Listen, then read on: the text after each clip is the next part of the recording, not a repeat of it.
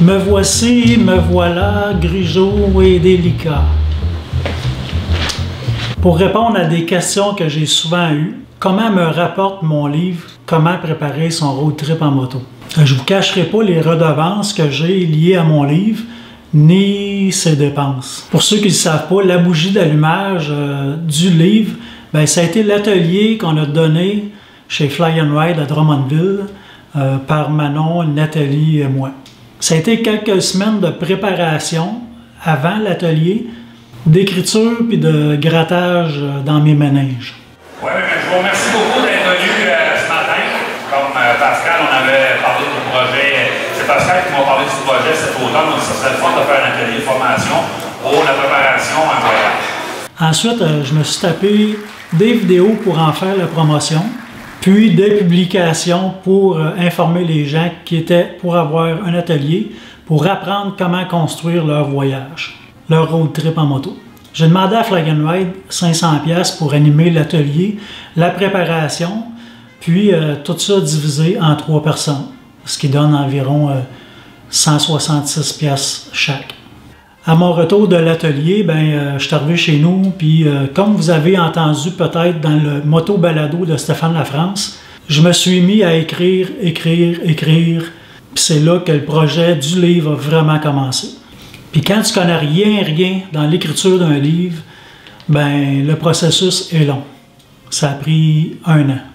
Je vais vous sauver les heures de travail, puis toutes les étapes de la production du livre pour en arriver aux revenus et dépenses. Parce que c'est ça le but de la vidéo. J'ai dû, vers la fin, remettre mon travail dans les mains d'un professionnel parce que, comme je fais des fautes d'orthographe dans mon prénom, je ne pouvais pas laisser ça comme ça. J'ai envoyé mon travail à quelqu'un de qualifié en français pour en faire la correction. Le document m'est revenu, ça m'a coûté 350$ qu'on peut soustraire des revenus. Puis quand c'est revenu, j'ai vraiment pas aimé la mise en page. Il y avait encore des erreurs, mais c'était surtout la mise en page qui faisait vraiment pas mon affaire. Donc j'ai tout reconstruit, j'ai tout refait la mise en page comme je l'avais faite au départ. J'ai ensuite trouvé une autre personne, une correctrice d'une revue de moto au Québec. Je lui ai envoyé mon travail, puis cette fois, je crois que ça m'a coûté 650$ environ pour la correction. Ensuite, il fallait que je publie ce travail-là. Je voulais faire le livre. Comment faire? Amazon semblait être la meilleure façon pour moi, la plus simple, étant donné que je ne suis pas un éditeur, puis je ne suis pas équipé non plus pour en faire la promotion. Amazon, ça s'avère être gratuit. C'est un peu compliqué, mais quand même pas si pire. Tu peux publier ton livre via Amazon, puis Amazon va se prendre des redevances à la suite lors de la vente des livres. Après avoir fait plusieurs étapes sur le site avec Amazon, sur mon compte Amazon, il fallait que je commande ma copie éditeur pour faire vraiment un survol, vérifier qu'il n'y ait vraiment pas d'erreur puis que tout est sous contrôle. Cette copie-là me coûte 26,31$. Suite à la réception de cette copie-là, j'en ai fait la correction, j'ai vérifié quelque chose, quelques modifications. J'ai validé, puis j'ai commandé 25 autres copies pour pouvoir en avoir en main au cas où j'ai des amis qui en veulent. Pour un coût autour de 550$. Par Amazon, c'est toi qui décides du prix que tu vas vendre ton livre. Mais tu ne peux pas descendre jusqu'à tel prix. Ils te font une suggestion, puis il faut que tu sois au-dessus puis en dessous d'un prix. Moi, je ne voulais pas que mon livre soit trop cher, donc j'ai descendu au minimum de ce que les autres me demandaient. Mais je n'avais pas vraiment compris le principe, mais ça, je l'ai su beaucoup plus tard. Donc, la suggestion du prix minimum, mettons que c'était 26,13$, moi, je voulais qu'il soit pas trop cher, fait que je suis allé au minimum, puis je voulais faire un chiffron. J'ai demandé 26,26$. C'était facile à retenir, mais j'étais loin de savoir exactement ça représentait quoi. Comme ça prend un grand délai avant qu'on puisse commencer à recevoir nos redevances, ça a pris 2 mois environ avant que je reçoive vraiment mes premières redevances. Je voyais les chiffres, mais je ne comprenais pas trop. Je voyais 3$ et quelque chose, 4$.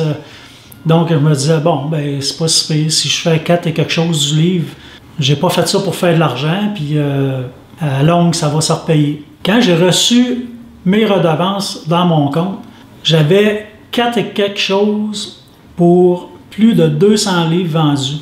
Pour faire une histoire courte, là, j'avais 4 cents du livre.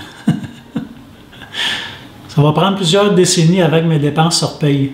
Suite après quelques échanges de messages que j'ai faits avec Amazon, ben là, j'ai fini par comprendre qu'il fallait que je demande plus cher. Mais je ne voulais pas que mon livre se vende plus cher. Mais ce que j'ai appris aussi, c'est qu'Amazon fait toujours des spéciaux. Donc, Amazon l'aurait vendu le prix que j'aurais voulu quand même, mais mes redevances auraient été plus intéressantes.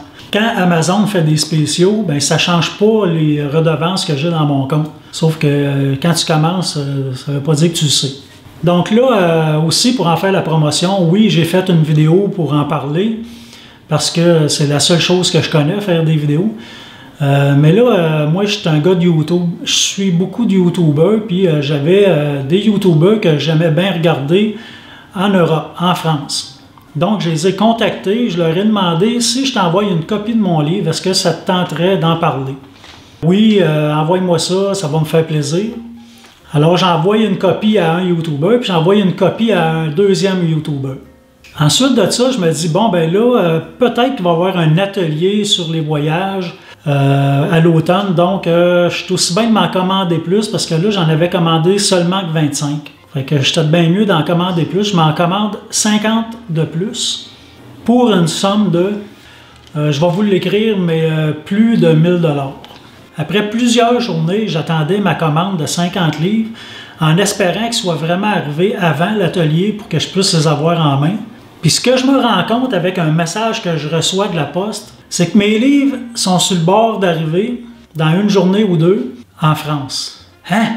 Je retourne vérifier mes infos sur mon compte, et je me rends compte que le dernier livre que j'ai envoyé à un YouTuber, ben, je pensais qu'Amazon gardait par défaut mon adresse de domicile à moi. Mais Amazon garde la dernière adresse inscrite. Lorsque j'ai fait ma commande de 50 livres, ben, Amazon a envoyé directement une caisse de livres en France au deuxième YouTuber. Non. J'ai contacté le YouTuber pour l'avertir qu'il y a une boîte de livres qui arriverait chez eux, suite aux livres qu'ils avaient déjà reçus, puis que ça m'avait coûté au-dessus de 1000 $, puis que j'aimerais les récupérer, puis j'étais vraiment désolé du problème, puis j'étais vraiment mal à l'aise.